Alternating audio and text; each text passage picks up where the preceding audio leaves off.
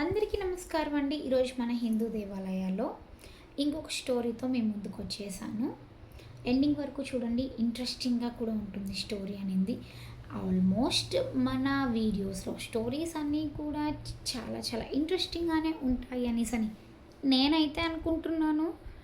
మరి మీరు ఎలా అనుకుంటున్నారో నాకు తెలియదు కదా. మరి లైక్లు అయితే ఇస్తున్నారు బాగానే, కొంచెం కామెంట్ కూడా పెట్టండి అయ్యా సామి. కామెంట్ కూడా చెయ్యండి. కామెంట్ చేస్తే ఏం పోతుంది మీకు ఇప్పుడు?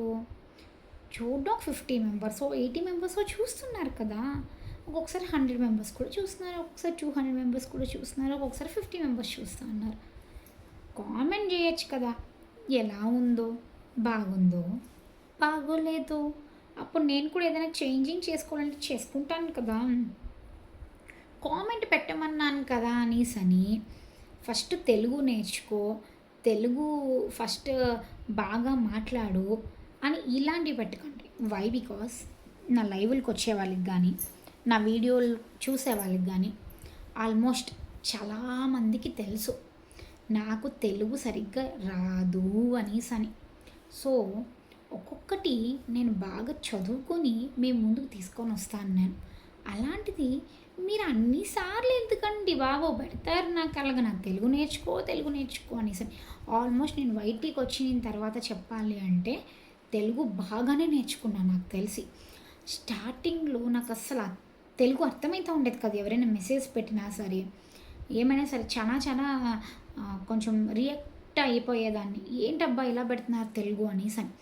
ఆ తర్వాత నేను ట్రాన్స్లేషన్ పెట్టుకొని, గూగుల్ ట్రాన్స్లేషన్లో తెలుగు పెట్టుకొని అప్పుడు నాకు అర్థమైంది, తెలుగు ఇట్లా టైప్ చేయాలి అనేసి, తెలుగు ఇలాగా ప్రొనౌన్సియేషన్ ఉంటుంది అనేసి అని చెప్పి. కొంచెం మాటలు తడబడుతున్నాయండి, ఏమో మళ్ళీ ఏమంటారో అనేసి అని భయం వేరే.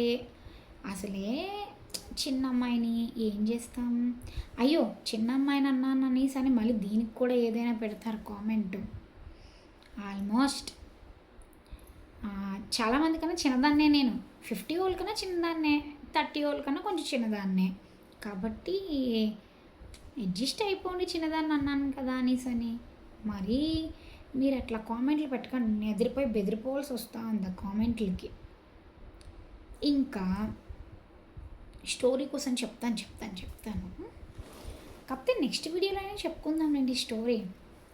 ఎడిటింగ్ ప్రాసెస్కి వస్తే ఎడిటింగ్ చేసే టైం లేదు. ఎడిటింగ్కి చేయమని వేరే వాళ్ళ చేతిలో పెట్టేటంత అంత రిస్క్ తీసుకోలేను నేను. ఆల్రెడీ ఒకసారి తీసుకున్నా రిస్క్, దానివల్ల కొంచెం ఇబ్బంది పడాల్సి వచ్చింది. అందుకే కొంచెం ప్రైవేట్లో పెట్టాను అవి లాంగ్ వీడియోస్. కొంచెం బాగా వెళ్ళిన వీడియోసే పెట్టేయాల్సి వచ్చింది.